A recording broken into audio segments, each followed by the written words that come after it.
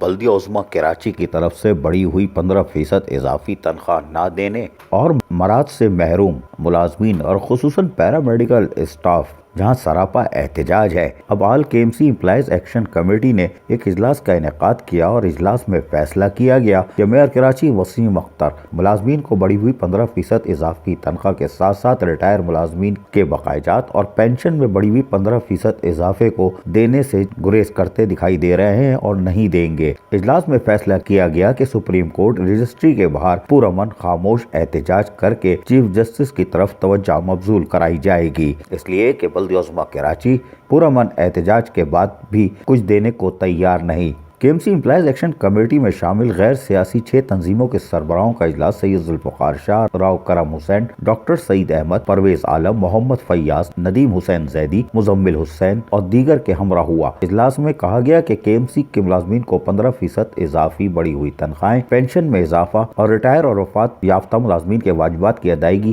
تنخواہوں میں باقاعدگی اور حکومت سندھ کے ملازمین کے مساوی حقوق اور مراعات کے ایم سی ملازمین کو دلوانے کے لیے جدوجہد کا جہاں آغاز کیا گیا ہے، اب اس کو تیز کیا جائے گا اور کراچی پریس کلب پر دھرنے اور سپریم کورٹ رجسٹری پر خاموش احتجاج کو یقینی بنایا جائے گا۔ وزیر بلدیات اور سیکرٹری بلدیات، میئر کراچی، میٹروپولیٹن کمشنر اور اعلیٰ حکام کو خط و کتابت اور مذاکرات سمیت دیگر اہم امور پر غور کرنے کے لیے آئندہ کا لائحہ عمل بھی تیار کیا گیا۔ اجلاس میں فیصلہ کیا گیا کہ کل جمعے کی صبح سپریم کورٹ آف پاکستان کی کراچی رجسٹری پر پرامن خاموش حقوق کی آواز کے لیے احتجاج کیا جائے گا اور چیف جسٹس کو یادداشت بھی پیش کی جائے گی، جبکہ وزیر بلدیات اور سیکرٹری بلدیات میئر کراچی کو لکھے گئے خطوط پر کارروائی سے آگاہی حاصل کی جائے گی۔ اجلاس کے ایم ڈی سی میں سینئر مزدور رہنما سید ذوالفقار شاہ کی زیر صدارت ہوا اور متعدد اہم فیصلے کر کے حکمت عملی طے کر لی ہے۔ یہ یقیناً بلدیہ عظمیٰ کراچی کے لیے دمادم مسئلہ اندر ہوگا۔ عزیز عارف، KBS بلدیاتی نیوز کراچی۔